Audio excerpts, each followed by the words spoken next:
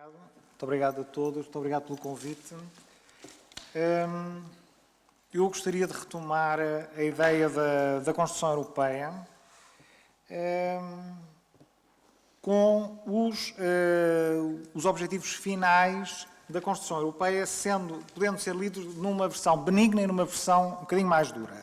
Na versão benigna, o objetivo seria o da paz, e na versão mais dura, proferida pelo próprio Helmut Schmidt, ex-chanceler alemão, que o objetivo da construção europeia era a contenção da Alemanha. E, aliás, o primeiro movimento europeu é a constituição da Comunidade Europeia do Carvão e do Aço, que entrou em vigor em 1952, ainda antes do discurso do Thomas Mann, em que o objetivo era de reunir o carvão e o aço para que a guerra não fosse sequer materialmente possível. Portanto, havia já aí assim uma clara preocupação com impedir a guerra e garantir a paz. Evidentemente, depois, para além de outros objetivos que eu coloco, apesar de tudo, num patamar inferior, peço desculpa, mas da liberdade, da democracia e da prosperidade. E, a dada altura, neste processo de construção europeia, houve, quanto a mim, uma confusão entre o objetivo e o instrumento.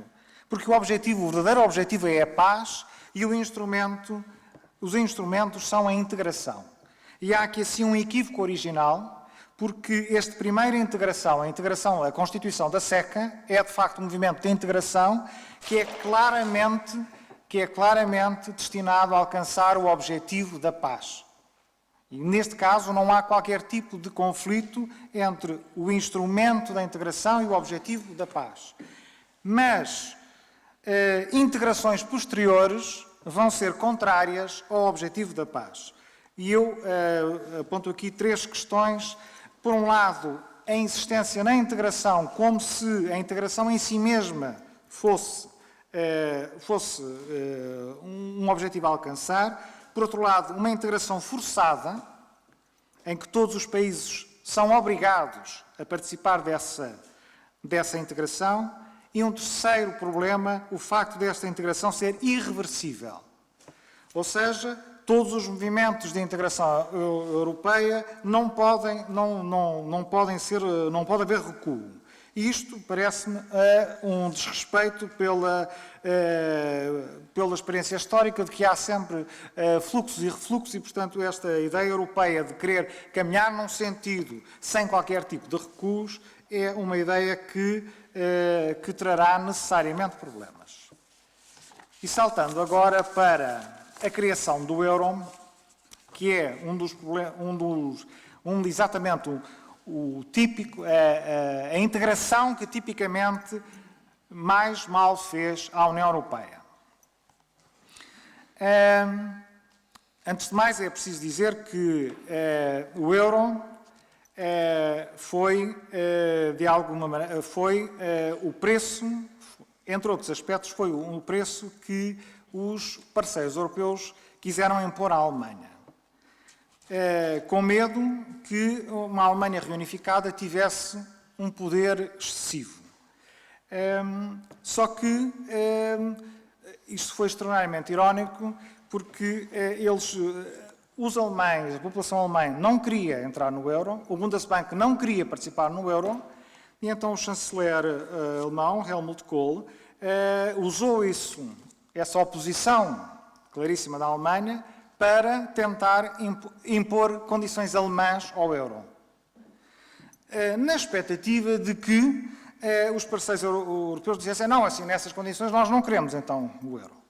Mas os parceiros europeus aceitaram o euro na versão alemã.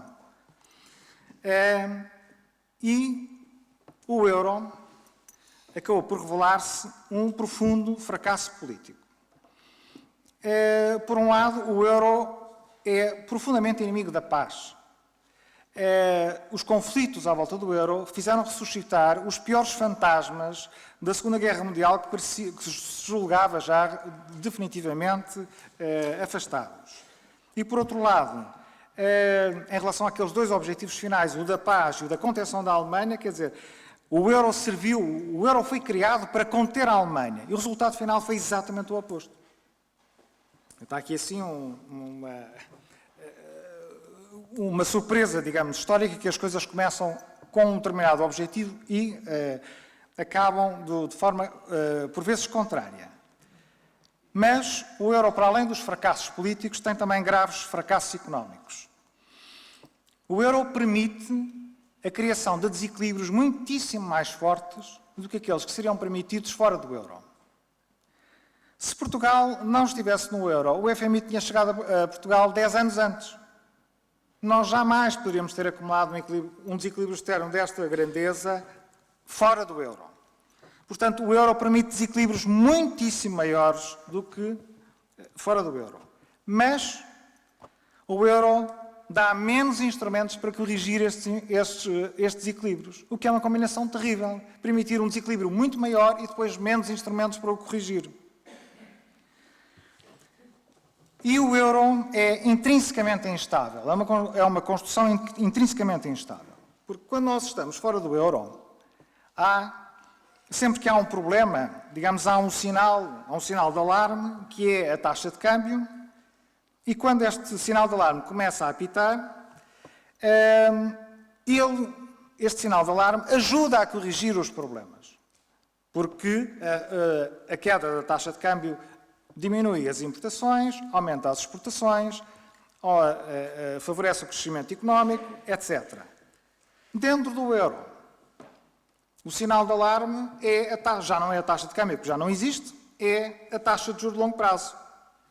Só que quando este sinal de alarme começa a apitar, nenhum problema se resolve e todos os problemas se agravam. Portanto, o euro é um sistema intrinsecamente instável.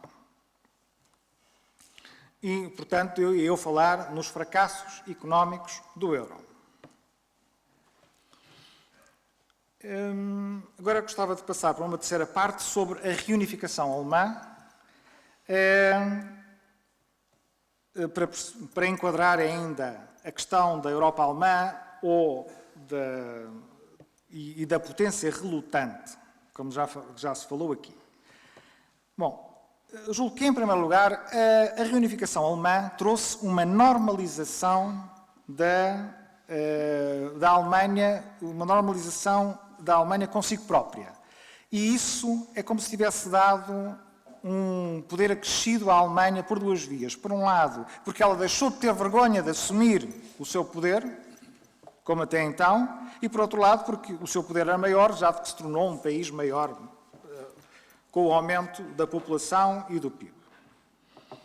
Um segundo aspecto da reunificação alemã que eu gostava de salientar é que esta reunificação tornou a Alemanha duplamente menos disponível para contribuir para os outros.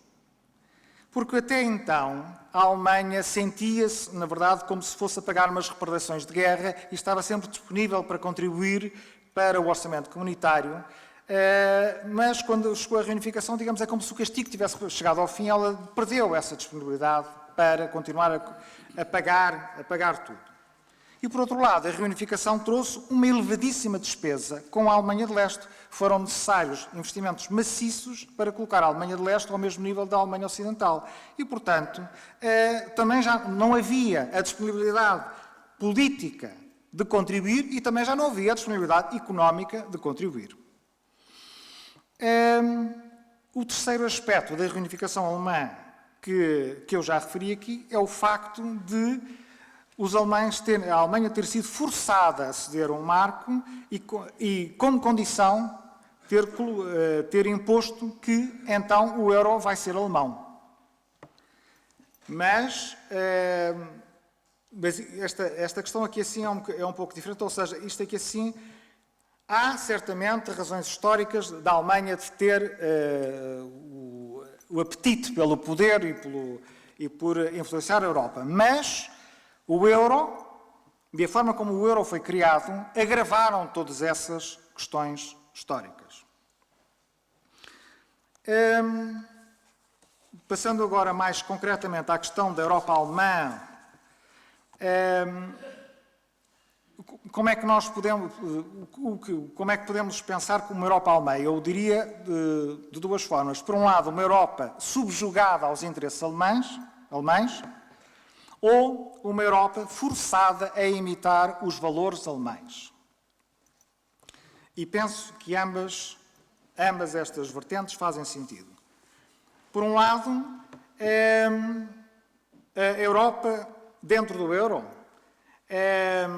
acaba por beneficiar de uma taxa de câmbio mais favorável do que teria se fosse o marco alemão. E, portanto, a Europa mantém-se dentro do euro para benefício da Alemanha, que assim pode exportar com uma taxa de câmbio mais favorável para o resto do mundo e também para o sul da Europa.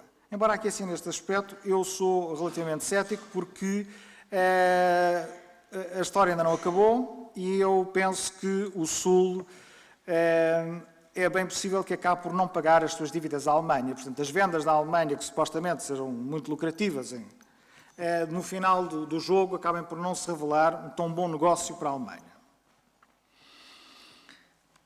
Em relação à Alemanha forçar os outros a cumprir valores alemães, há aqui assim a questão de forçar o cumprimento de estritas regras orçamentais, que vêm diretamente do euro e faz que a Alemanha seja, em certo sentido, a impor os valores alemães ao resto da Europa. Mas eu penso que aqui assim é preciso dar uma certa nota de potência relutante, porque não há aqui só um desejo de exportar os valores alemães. Parece-me que há aqui uma grande relutância em pagar a fatura da ajuda ao Sul. Portanto, há aqui assim esta imposição de alguns valores alemães, como seja o respeito pelas normas orçamentais, é fruto também de um medo. O medo de ter que contribuir para pagar os desvios orçamentais do Sul. Portanto, neste sentido, penso que não é exatamente a mesma coisa que exportar apenas os valores alemães. Para além de uma outra questão, que é que em alemão a palavra dívida e a palavra culpa são a mesma, são Schuld. E, portanto, para os alemães há uma identificação profunda entre indisciplina orçamental e um erro moralmente muito reprovável.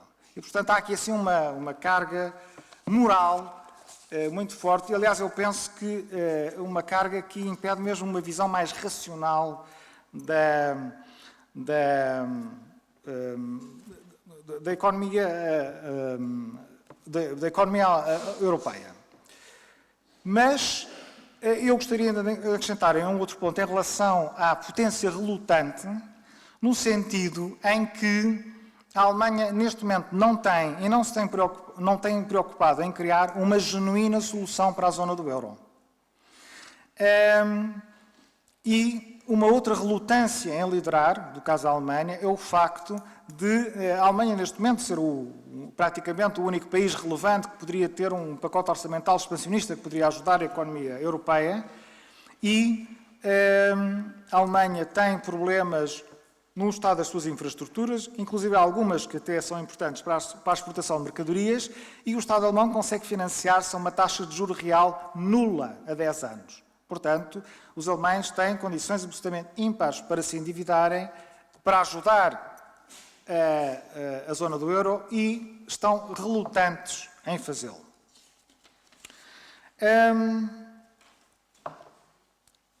Em relação, gostava agora de falar outra questão da Alemanha, uma Alemanha europeia.